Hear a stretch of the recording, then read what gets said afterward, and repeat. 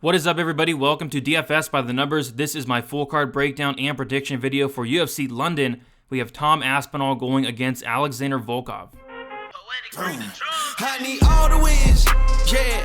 Harder than all that is. You better move, you might get knocked out. Knocked out. You better move, you might get knocked out. Knocked out. You better move, you might get knocked out. Knocked out. And we are back for another full card breakdown and prediction vid. This week we are breaking down UFC London, which is honestly a phenomenal card. I mean, this is probably one of my more favorite cards of the year. It absolutely feels like I'm breaking down a pay-per-view. It's stacked top to bottom. I mean, you look at the card, and as of now, we have Jai Herbert, Ilia Topuria kicking off the card. That's how you know it's stacked. A main card that is completely stacked with fun fights, a great main event.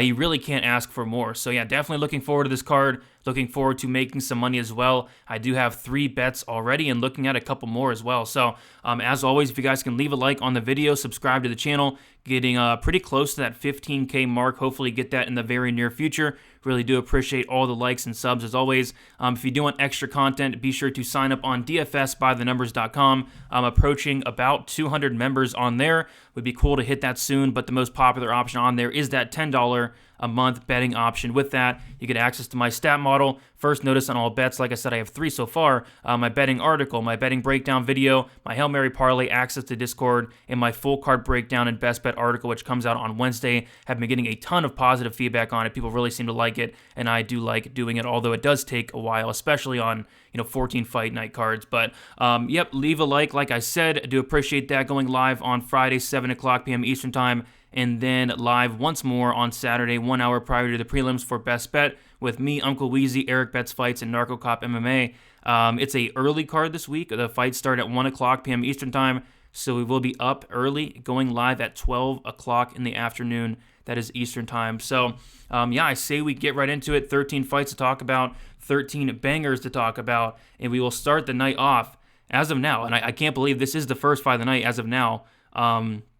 Feels like it should be on the main card, but we have Ilia Topuria going against Jai Herbert, and yeah, I am really looking forward to this fight. Let us start with Ilia Topuria. He is 25 years old, 5'7", with a 69-inch reach, 11-0, obviously 5-0 in his last 5 fights. Jai Herbert, 33 years old, 6'1", with a 77-inch reach, 11-3, and 3-2 in his last 5 fights. We'll take a look at the odds, and of course, Topuria is a big favorite, opening at -500 actually, and is currently -375. Jai Herbert opening up +375, and he is currently +300. So, yes, I guess a couple things to mention in this fight. So, first of all, Topuria is going to be coming up a weight class in this fight. This is going to be his very first fight ever at lightweight. I think that is something to definitely note. Another thing to note, he has taken this fight on short notice as well. It was supposed to be Jai Herbert. I believe it was supposed to be against Jai Herbert and Mike Davis. So, Topuria up a weight class for the first time at 155, coming in on short notice. And not only that, Topuria is going to be at a massive, massive size disadvantage. It looks like Herbert is going to have 6 inches in height and a massive 8 inches of reach. So, tail the tape strongly in favor of Jai Herbert. But you take a look at Jai Herbert, and thus far in the UFC, he has shown really horrendous takedown defense. We saw that Trinaldo was able to take him down a few times. We saw in his last fight against Mokaev, was able to take him down a few times as well.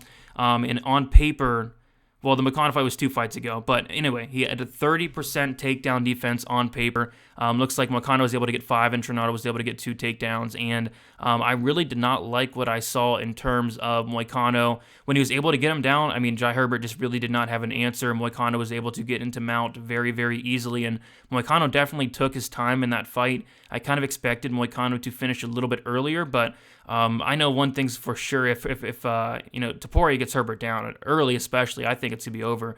I really forgot how good Topuria's ground game is, but you go back and watch some of his fights outside of the UFC, and even in his debut against Yusuf Zalal, I mean, this guy's grappling is no joke, his transitions are no joke, multiple submissions on his record, a legit black belt in BJJ, and I just think he's going to have a massive advantage on the mat. On the feet, I think, the advantage is probably going to go to Herbert, honestly. I think Topuria could definitely have success. Herbert has horrible striking defense and, in my opinion, a very horrible chin. So I think it's live that Topuria comes in and knocks him out. But if you're Topuria, I mean, just take this guy down and submit him. I don't think Herbert has much of a ground game. I don't think he has much durability. I think it's a solid spot for Topuria. But again, he's coming in on short notice. He's coming up a weight class. He's going to be at a massive size disadvantage. If he wants to come in here and test his striking, that's going to give Herbert his only path to victory. But yeah, Topuria should get this fight down to the mat, and he should honestly submit Herbert within the first round. So give me Topuria, first round submission. I think there are levels to this. And if he comes in here with a very good game plan, I think he wins this fight in the first round. So give me Topuria, first round sub.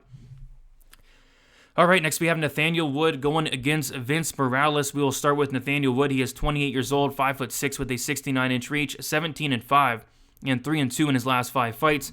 We have Vince Morales, 31 years old, 5'7", with a 68-inch reach, 11-5, and 3-2 in his last 5 fights. And kind of a theme for this card, we have another big favorite in Nathaniel Wood. He opened up minus 210, and he is currently minus 280.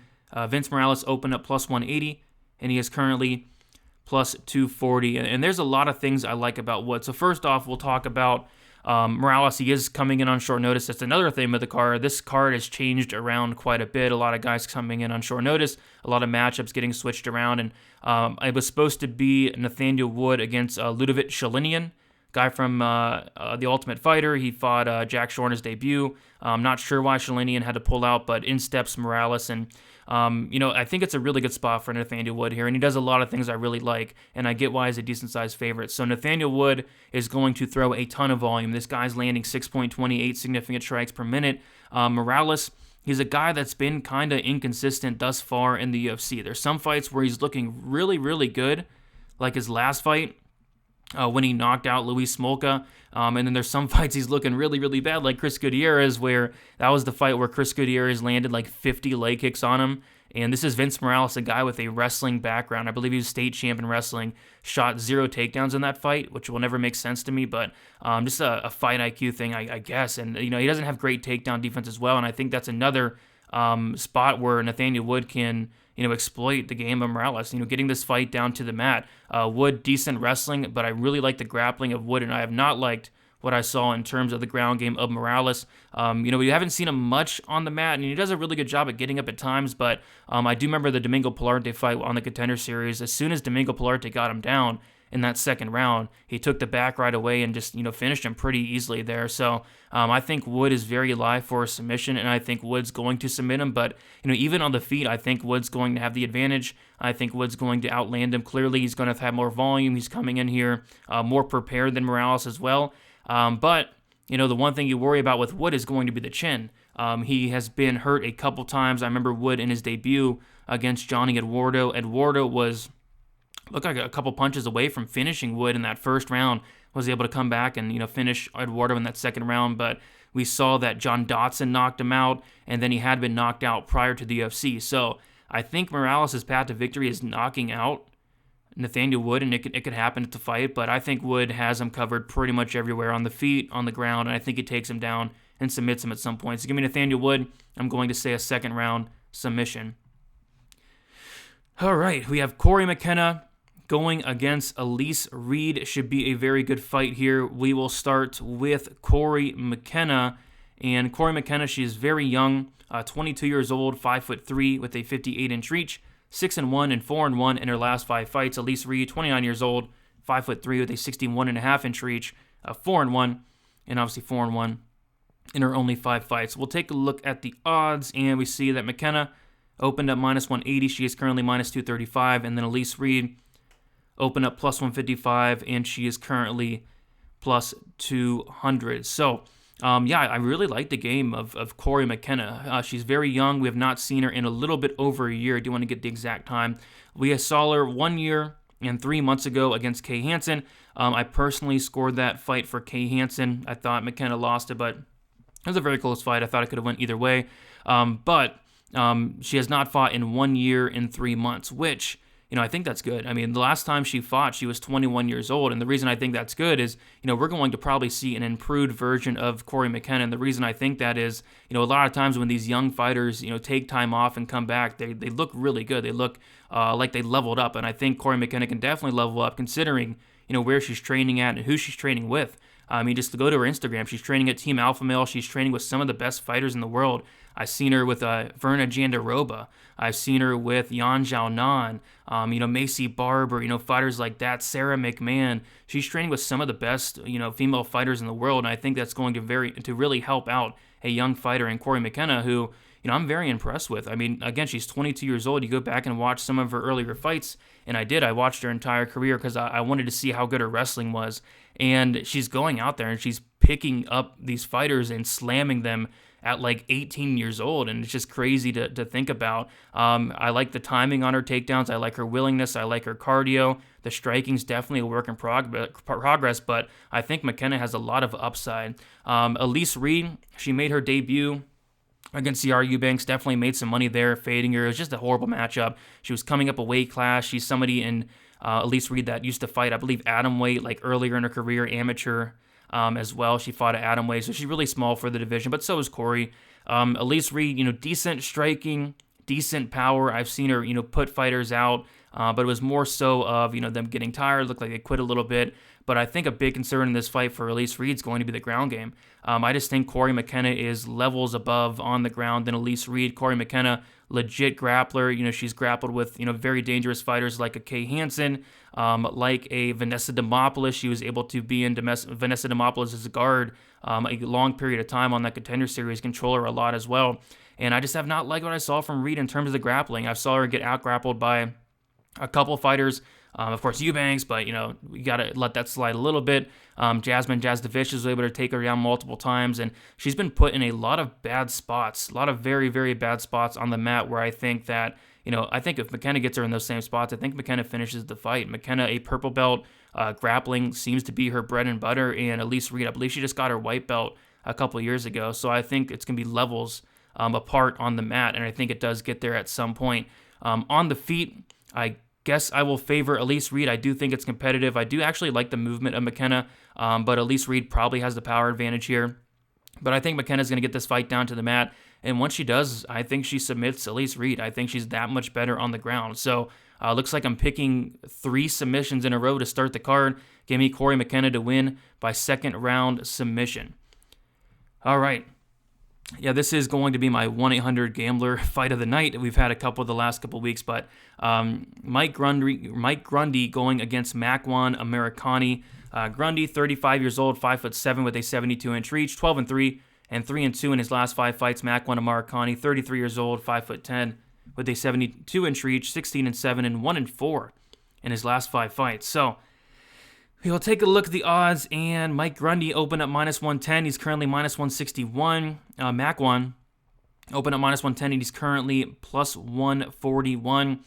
And I just want nothing to do with this fight. I mean, you cannot trust either of these guys. And how I look at it, how I break it down, in terms of the striking, I favor Mike Grundy there. I went back and watched some of his fights, and I was honestly surprised with how good his striking was. Maybe it was a thing where I wasn't expecting a ton and just kind of impressed in that, right? But I actually like the striking of Mike Grundy, and he showed some power. He knocked out Nad Narimani in his UFC debut. And then we talk about the wrestling. Both guys are, very good wrestlers. Both guys, great credentials in the wrestling as well. The grappling, it probably goes to Makwan Amirkhani. But I think a big factor is probably the cardio, and the cardio is a little bit tricky here because, well, they both have really bad cardio, and that's why I want nothing to do with this fight. But it looks like Makwan has like 5 minutes of gas, whereas Grundy has like 7.5 to 10 minutes of gas. So I got to go Grundy here just because of that. I think Grundy is going to be able to dictate where this fight takes place. I think if he wants it on the mat, he can take down Makwan Amirkhani, where I'm not sure Makwan can take down Grundy and hold him down. And then on the feet, I do slightly favor the striking of Grundy. It's not a huge advantage, nothing like that. And then on top of that, I think the cardio of Grundy is just slightly better. I do not like what I see from Makwan whenever it does get out of the first round typically. So it's a tough fight to call. I will side with Grundy ever so slightly, but it's a very, very tricky fight here. Give me Mike Grundy for the win. Give me Mike Grundy to win by decision. Okay, now we have Mohamed Mokaev going against Cody Durden. We'll start with Mokaev. He is 21 years old, 5'9", 5-0, and obviously 5-0 in his last 5 fights. Cody Durden, 30 years old, 5'7", with a 67-inch reach, 12-3 and 1, and 3-1-1 in his last 5 fights. That draw against Chris Gutierrez. We'll take a look at the odds here, and it's kind of all over the place, but we have Mokaev opened up minus 180. He's currently minus 335, and Durden opened up plus 155, and he is currently plus 275. So I'm really looking forward to this fight. You know, there's a lot of hype on Mokaev. I've heard a lot of great things about this guy. I want to go check it out. And then, first of all, you see that he has a very long amateur career. This is a guy that has, I think, 22 or 23 amateur fights, and he's undefeated in all of them. So there's a lot of tape out on this guy, a lot of amateur fights, but they're good to look at. And I went and watched a lot of this guy. I did want to see a lot of this guy, and you know, I was very impressed, honestly. And this guy is only 21 years old. And just some of the things I like about him, his striking definitely looks like a work in progress. He looks okay in terms of the striking, but his bread and butter is the wrestling and the grappling. Really good wrestler, and what I like about him is he's one of those guys that can go 15 minutes no problem. I've seen him wrestle guys for 15 minutes, you know, takedown after takedown, and then at the end of the fight, it looks like he can go another 15 minutes, and you love to see that out of a wrestler like a Mokaev here. And then on top of that, his control is very good. You know, once he gets you down, you're typically not getting up. And then I like his takedown defense. I like his scrambling ability. I've seen him, you know, get taken down and get right back up, or, you know, reverse his opponent. And of course, you got to look at it in a way of, you know, it is lower level competition. This is going to be probably the toughest fight of his career against Cody Durden here. But, you know, just from what I see of Mokaev, I think this guy is legit. I really do think the hype is real. Again, 5-0 pro, like 22, 23-0 amateur. And he's only 21. I mean, that's really good experience to have. But again, he's going to be making his debut here in the UFC against Cody Durden. So Cody Durden, this guy is a wrestler in his own right.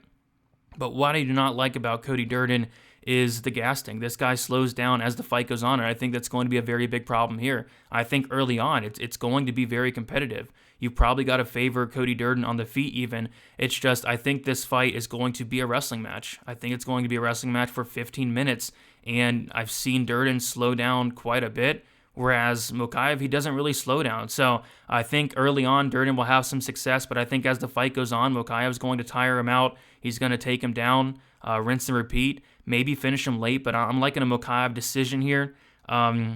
But yeah, I'm really looking forward to seeing this guy. I want to see if the hype is real. I do think the hype is real. I'm loving everything I'm seeing, but he does need that step up in competition because this will be more than likely his best win to date. And if Cody Durden wins, this will probably be his best win to date because his best win as of now looks like it's Archie Long in his last fight, which was a really close fight. But yeah, give me Mokaev to win here. I think the hype is real, and I think he does get past Cody Durden in his UFC debut, and I think he does it by decision.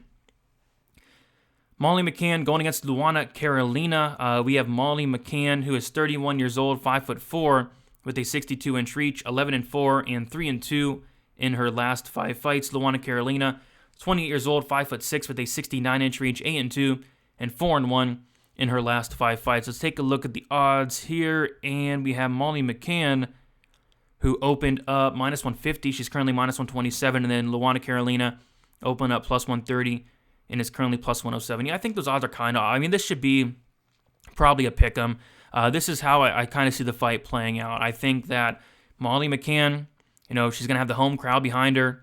She's going to be, you know, yelling, pumping up the crowd. You know, the judges love that stuff. She's going to be walking forward the entire time, trying to take off the head of Carolina. Carolina's going to be on the back foot, you know, countering the entire time as well. Probably landing a lot of shots. Molly eats a lot of shots. Molly absorbs nearly 5 significant strikes per minute.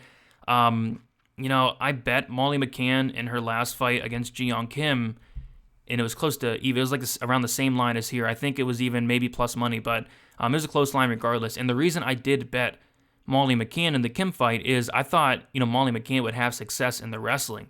Ji-Young Kim at the time had like a 40% takedown defense, and you know, Molly McCann was able to win the fight. I was happy, but I thought she'd get takedowns here. This is a fight where I really don't think she's going to get takedowns. Luana Carolina has very good takedown defense. On paper, her takedown defense is like 88%, and a lot of that is skewed because of her last fight against Lupe Godinez, but Lupe Godinez is a very good wrestler. although she was up a weight class on short notice. But I do like the improvements of takedown defense in terms of Karolina. I think she does stuff the takedowns, and I think Molly will go for them. But I don't think she'll get them. I think this fight plays out on the feet for 15 minutes. I think it's going to be very close and competitive. I think Karolina probably is going to land more, but again, you're going to have Molly McCann coming forward. Hometown advantage here for Molly McKenna as well. So it could go either way, but I'm going to take the upset here with Luana Karolina. I like the fact that she has a 2-inch height advantage and a 7-inch reach advantage, and I do see a lot of improvements in Karolina each and every time we see her, and I do think we see more improvements as well. So give me Karolina for the upset. Give me Karolina to win a very close, probably greasy split decision here. All right, next we have probably one of the people's main events. A lot of people excited for this fight, including me. We have Jack Shore going against Timur Valiev. We have Valiev, who is 32 years old, 5'6", with a 67-inch reach, 8-2 and 5-0 in his last 5 fights. Jack Shore, 27 years old, 5'8", 71-inch reach, 15-0 and obviously 5-0 in his last 5 fights. Let us take a look at these odds. And Timur Valiev opened up -110, currently -145, and Jack Shore opened up -110, and he's currently +125.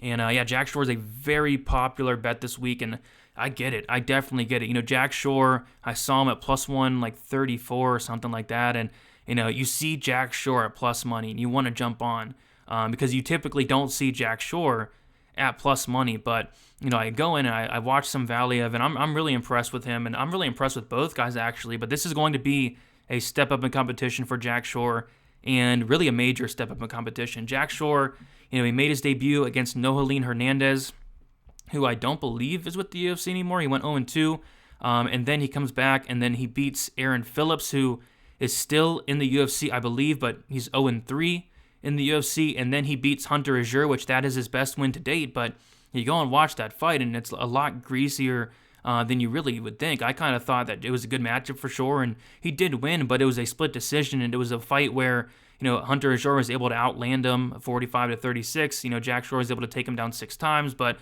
we saw Hunter Azure was able to reverse him a couple times in that fight, and Hunter Azure was even able to control Jack Shore for around 4 minutes in that fight as well.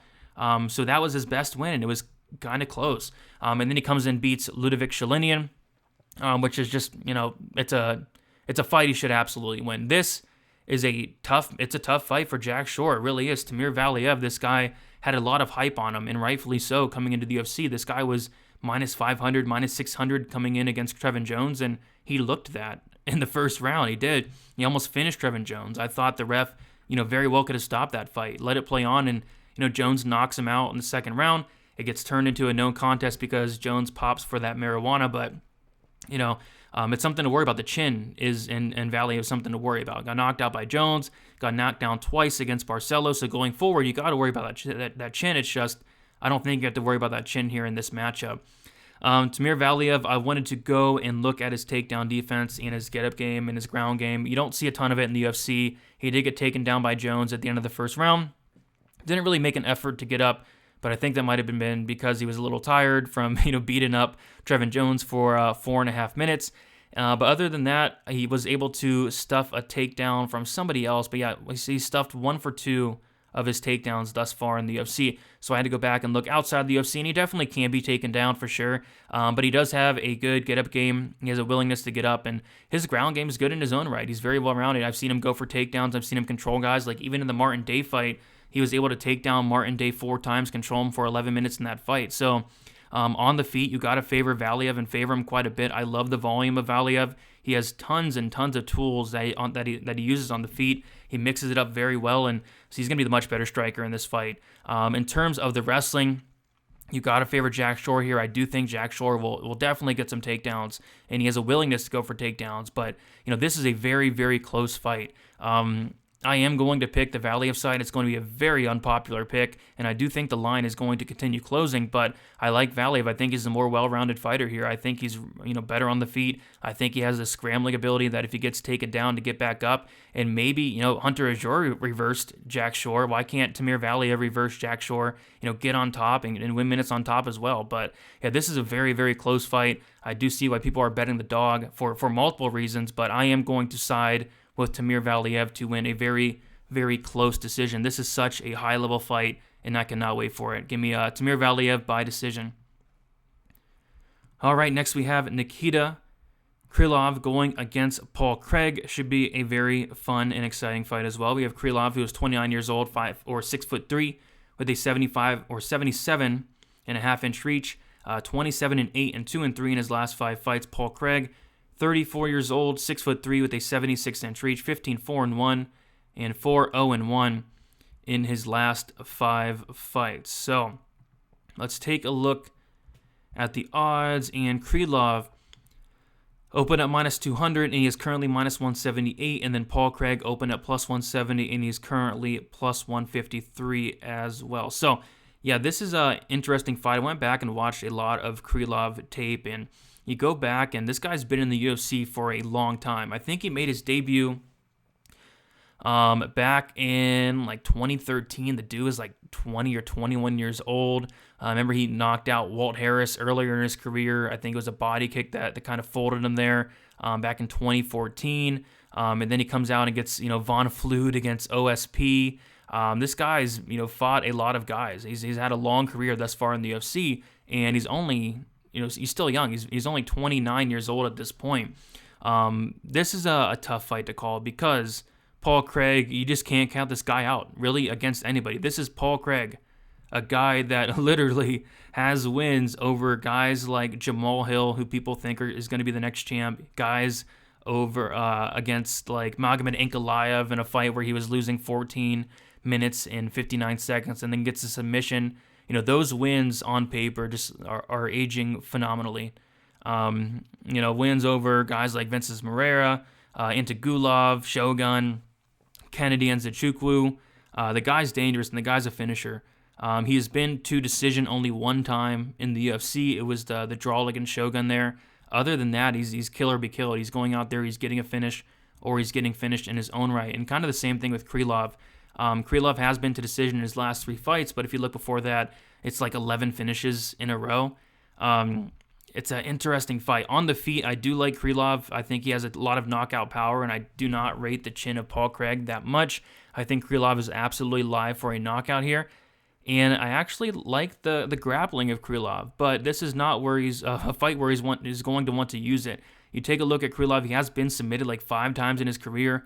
In the UFC, he's been submitted by Jan Blachowicz, he's been submitted by Misha Serkinov, and he's been submitted by OSP. If Krylov can come in here with a good game plan, stuff the takedowns of Paul Craig. We know Paul Craig's going to be pulling guard. If Krylov can avoid the grappling here, I absolutely think he can win this fight and knock out Craig. It's just, you take a look at a lot of Krylov fights, the majority of them, that's not finishing early. I mean, the fights are hitting the mat. Ankalaev, Krylov, went on the mat quite a bit. Krylov out-grappled Johnny Walker for 15 minutes. He submitted OSP, got submitted by Blachowicz, Serkinov. A lot of these fights are hitting the mat. And if it hits the mat with Paul Craig, Paul Craig is live to submit obviously anybody in the division. He did it to,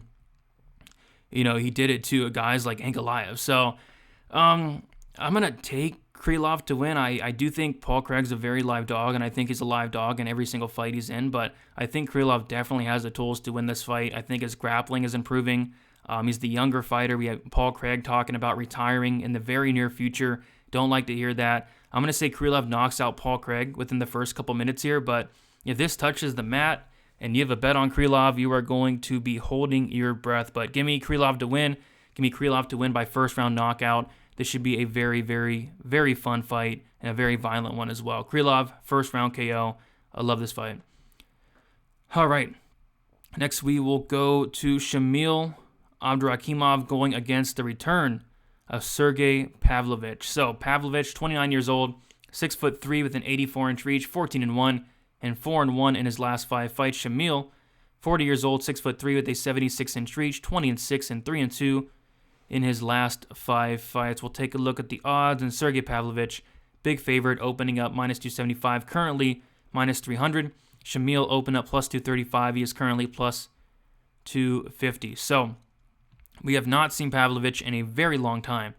We've not seen him in 2 years and 4 months. Had that knockout win against Maurice Green. But he's very young. He's 29 years old. And I'll tell you what, there is a lot of hype on this guy coming into the UFC, and rightfully so. And you go and look at who he debuted against, and he debuted against a guy named Alistair Overeem. And, typically you're not debuting against Alistair Overeem unless you have a ton of hype, and this guy did. He went in there, he got taken down eventually and then pounded out, but, you could tell how high the UFC thought of him, put him against Alistair Overeem in his debut. He bounces back-to-back first-round knockouts, and, this is a fight where he should absolutely win, and absolutely win by first-round knockout. Shamil, he's now 40 years old, coming off of back-to-back knockouts, had that knockout loss to Curtis Blades back in 2019. The dude takes like 2 years off, comes back and gets knocked out twice against Chris Daukaus, once in the first round, probably should have been stopped, and then another time in the second round. And Mark Smith almost didn't stop the fight again, but Daukaus finally finished him on the mat. So the guy has taken a lot of damage lately. The guy's 40 years old. He has had a ton of health issues. Remember, he had like a collapsed lung a couple years ago. He pulled out of a ton of fights. 40 once again. I mean, you got to go Pavlovich here. Pavlovich is going to be 11 years younger, and then on top of that, Pavlovich is going to have an 8-inch reach advantage in a fight that's going to stay standing. I just don't see Shamil taking down Sergei Pavlovich. Pavlovich should knock him out. I'm curious to see if Pavlovich had made any improvements. I do expect he has. He's been training with some really good guys. Has a ton of power. I'm glad he's back, and I think he does knock out Shamil in the first round here. Give me Sergei Pavlovich to win. Sergei Pavlovich to win by first round knockout. And should be a fun fight for as long as it lasts.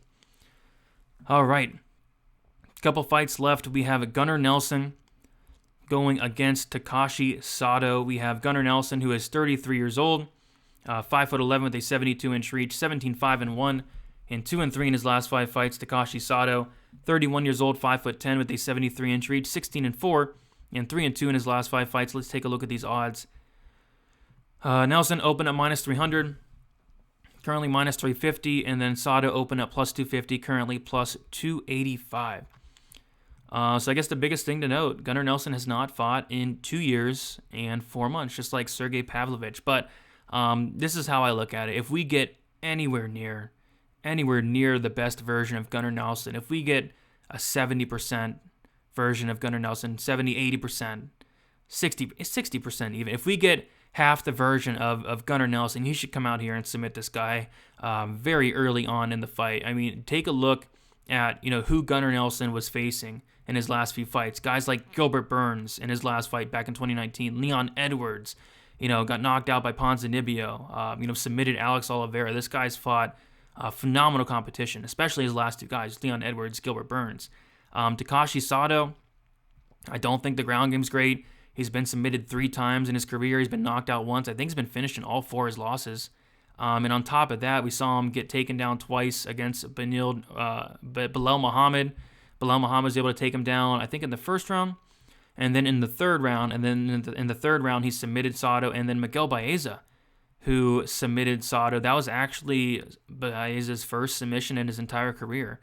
And we know, like, Gunnar Nelson, his wrestling's good. The grappling is top-notch. The layoff is concerning. He's only 33. It's not, terrible, but the layoff is something to mention. Why is this layoff happening? Why has he not fought? Has he been injured? Just a lot of question marks, red flags. But I think on paper, this is a fight where Gunnar Nelson should come out here and just, take down Sato and submit him shortly after. So I got to go Gunnar Nelson. Probably a first round submission. Sato, if he's going to win, it's going to be probably a first round knockout. But I think once this fight hits the mat, I think Gunnar finishes him. So give me Gunnar Nelson. You can't be too confident in it because of that layoff. But my goodness, on paper, this is a very good matchup for Gunnar Nelson. Gunnar Nelson, first round submission. And I think he gets it done here. Really glad to see Gunnar Nelson back in the game. All right, look at that hair. We have Paddy Pimblett going against Rodrigo Vargas. We have Paddy Pimblett coming back after a very nice win against Luigi Vendramini.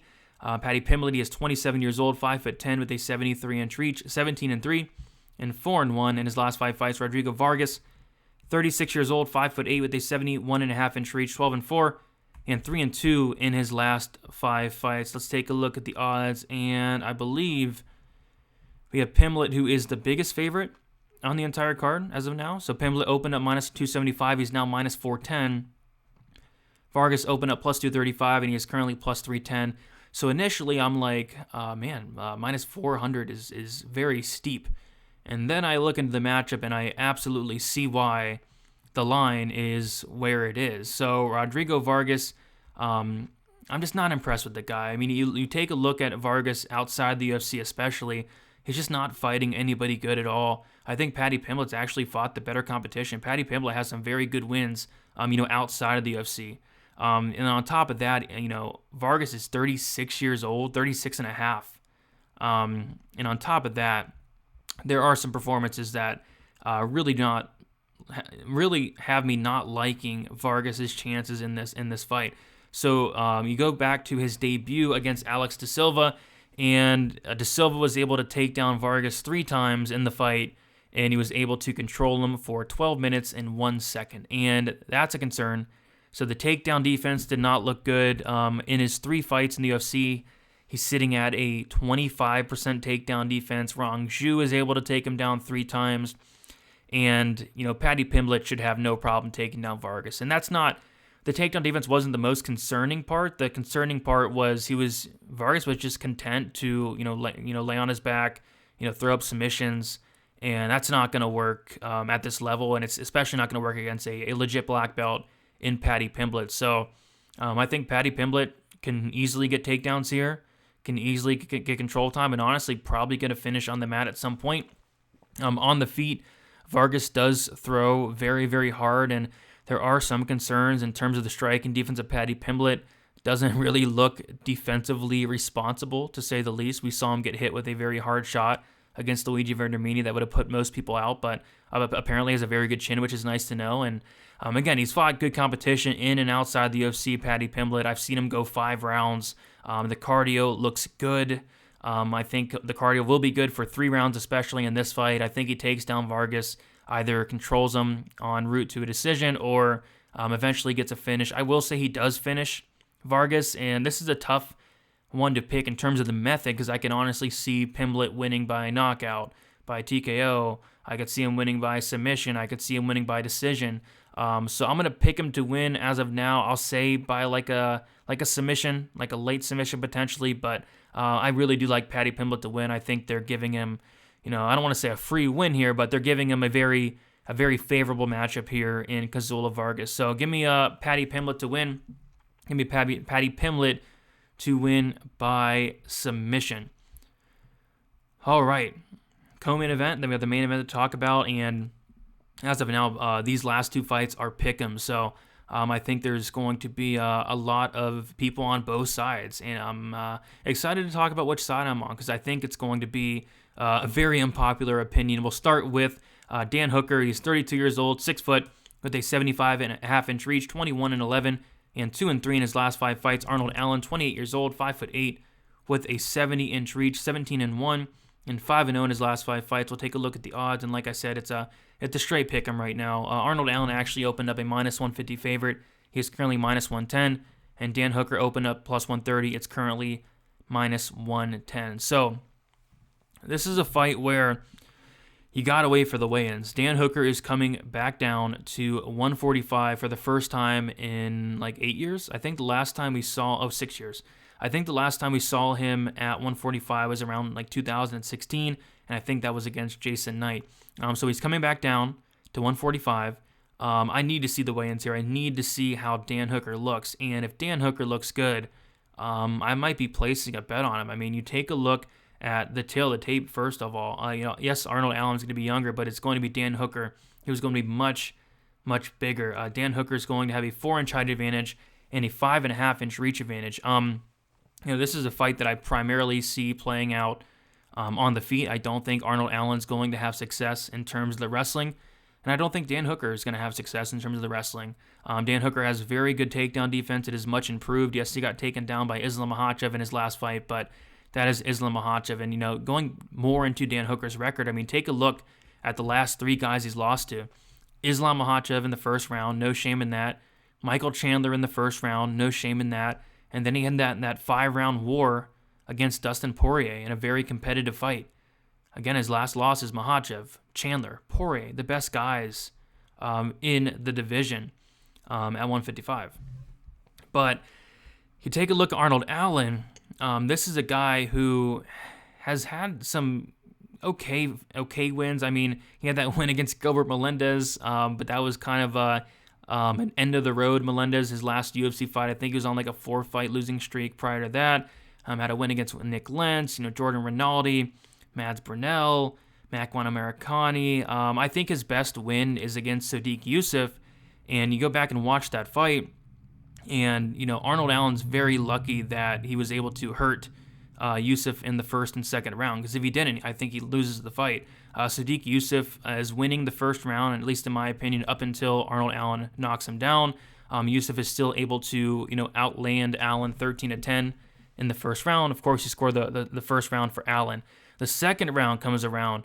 Yusuff outlands Allen 2-1. Yusuff is able to outland Allen 18-9. And I think Yusuff, again, is winning the round, and then he gets head kicked, gets wobbled bad, and Allen almost finishes him. Of course, you got to give Allen the round. But if, those knockdowns don't happen in either round, I think Yusuff gets one of those rounds, and I think it's a Yusuff win. But, luckily for Allen, Yusuff is very, very chinny. And then the third round comes around, and listen to this. Yusuff outlands Arnold Allen 16-2. 16-2. And that's kind of the problem I have with Allen. Yes, this guy is very, very good, but the output's just not there. This guy's landing under 3 significant strikes per minute. Dan Hooker is clearly going to be landing more. Is he going to hurt Dan Hooker like he hurt, a Yusuff? I don't really think so. I think Dan Hooker's going to be landing more. I think Dan Hooker can stuff the takedowns, keep it on the feet. And on top of that, Dan Hooker is going to have a massive size advantage. So, yeah, I actually do like the spot for Dan Hooker, but I do need to see him on the scales. If he looks good, and if he's at plus money especially, I'll probably take the shot on him. If he looks bad, I'll probably pass, but I think this is a very winnable fight for Dan Hooker stylistically. I could be wrong. Maybe Allen comes out here. Maybe he is able to have success in the takedowns. I don't expect it. Maybe he hurts Dan Hooker. Maybe Dan Hooker's chin's gone. I don't know. I don't think so. But I think it's a good matchup for Dan Hooker here. So, yeah, definitely an unpopular opinion. I see a ton of people saying, Allen lock of the week, Allen parlay piece. I completely disagree, and I will be going with Dan Hooker. I'm going to take Dan Hooker to win by decision. I think it will be a very competitive fight. Allen's good. Allen's very good. I just hate the output, and I think Dan Hooker hits harder. He's going to throw more, and he's going to be much, much bigger. Give me Dan Hooker for the win, but I got to see him on the scales. All right. Main event time. I did do a main event deep dive with Uncle Weezy on the MMA Engine YouTube channel. Be sure to go look at that. We talked about the fight from a betting perspective, went really deep in that. But we have Alexander Volkov going against Tom Aspinall. I'm a huge, huge fan of Tom Aspinall. There's, prospects that, get a lot of hype, and I think a lot of them don't deserve that hype, but Tom Aspinall is somebody that absolutely deserves that hype. I think this guy is the real deal. Tom Aspinall is 28 years old, 6'5", with a 78-inch reach. 11-2 and 5-0 in his last 5 fights. Alexander Volkov, 33 years old, 67-inch reach, or 6'7", 81-inch reach, and 34-9 and 3-2 in his last 5 fights. So we'll take a look at the odds, and it is another pick'em. We have Aspinall opening up plus 125. He's now minus 111. Volkov opening up minus 145. He's now minus 109. So yeah, this is a it's another tough fight to call. I think it's around a pick'em for a good reason. I mean, like I said, I'm very high on Tom Aspinall. I think this guy is phenomenal. It's just this is going to be a very big step up in competition for him. He makes his debut against Jay Collier, who people are very high on now after getting a win over Jean Vellante. And who else did Jay Collier beat? Jay Collier also beat Chase Sherman. Very good wins there. People are really high on Jake Collier for some reason. And then on top of that, Aspinall was able to beat Alan Badeau, who went to a very close fight with Parker Porter. And then he beat Andrei Arlovsky, which was probably his best win, beating a veteran, Andrei Arlovsky, who's been on kind of a roll as of late. Really good win there. And then he beat Sergei Spivak, which is now aging well, especially after what he did to Hardy. But, Spivak did take that fight on a couple days' notice and didn't even land one strike in that fight. But, this is going to be a step up. I have question marks with Aspinall and his cardio. This is a guy that has never won a fight that went over the 1.5 round mark. He's actually 0-2, I believe, in fights that went over 1.5 rounds. Is he going to knock out, Volkov early? Maybe, but you take a look, who has knocked out Volkov early? And the answer to that is nobody. Derek Lewis knocked him out with 11 seconds left in the third round. And other than that, I think he's only been knocked out one other time outside the UFC, like almost 10 years ago. So his chin's obviously very good. He's fought very heavy hitters like a Walt Harris. Curtis Blades was on top of him for 5 rounds, couldn't get him out of there. He's fought guys like Greg Hardy. He's fought guys like, Cyril Gahn, Tybura, and they haven't been able to get him out of there. I don't know if Aspinall does early, and if this fight does get extended, what is the gas tank of Aspinall going to look like? Because it did look like he was slowing down a little bit in that Arlovsky fight. It really did, but he went for a takedown, got an easy choke. I don't know. It's an interesting one. I think I'm going to go with the Volkov side here because there's less question marks on his side. We have seen Volkov go a hard 3 rounds, no problem. We have seen Volkov go a hard 5 rounds against guys like Cyril Gahn, guys like Curtis Blades. That fight, Blades took him down 14 times, and Volkov was very fresh late in that fight. And a lot of people are talking about the Tybura fight, and yeah, I noticed that as well. Volkov looked like really off. I've never seen his cardio look that bad, so I guess that's something to look at, but every other fight, his cardio looks phenomenal. So yeah, I think Volkov's going to have the cardio advantage here. Aspinall is a black belt in BJJ, but I absolutely do not see him taking down Volkov, and I think it would be a mistake for Aspinall to try to take down Volkov. I think that's only going to expend unnecessary energy doing that. Volkov's very hard to take down, and Volkov's not some bum on the mat. He's a brown belt, and I don't believe Volkov's been submitted in the UFC. I can double check, and of course he hasn't. So yeah, I think it's going to play out on the feet. I think Aspinall is going to land some shots early, but I like the chin of Volkov. I like the cardio of Volkov, the experience. He's fought the better competition by an absolute mile. And I'm going to pick Volkov to win here. I'm going to pick him to win. I'm going to say like a late knockout, but it's a tough fight. I'm very high on Aspinall. It kind of sucks too because Aspinall even said he wants to slowly build himself up. He doesn't want to, go to the top of the division yet.